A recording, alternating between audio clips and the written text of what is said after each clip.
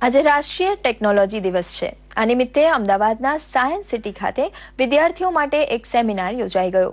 ભવિષ્ય માટે તકનીકી સાક્ષરતા એ વિષય પર યોજાયેલા આ સેમિનારને રાજ્યના વિજ્ઞાન અને ટેકનોલોજી વિભાગના સચિવ શ્રી એસ.જે. હૈદરે ખુલ્લો મૂક્યો હતો।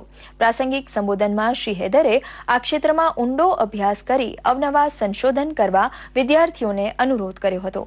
પ્લાઝમા રિસર્ચ ઇન્સ્ટિટ્યૂટના ડોક્ટર શિશિર દેશપાંડેએ ભાવિ ટેકનોલોજી વિશે ચાવીરૂપ વક્તવ્ય આપ્યું હતું। અતિથિ વિશેષ પદેથી ઇસરોના ડેકુના નિયામક ડોક્ટર વી.એસ. પલસુએ આપણી અંતરિક્ષ ટેકનોલોજી અને તેના ઉપયોગ વિશે પ્રવચન આપ્યું હતું। સાયન્સ સિટી ખાતે યોજાયેલા પ્રદર્શનમાં વિદ્યાર્થીઓએ તેમણે બનાવેલા સાયન્સ પ્રોજેક્ટના કેટલાક નમૂના રજૂ કર્યા હતા। જુદા સ્ટુડન્ટ્સે ખૂબ જ મહેનત કરીને પ્રોજેક્ટો બનાવ્યા છે કે જે જો ખરેખર રિયલ લાઈફમાં એનો ઉપયોગ થાય તો ખરેખર આપણે ડેઇલી લાઈફમાં કરતાં આપણે વધારે પડતું સારું કરી શકીએ છીએ।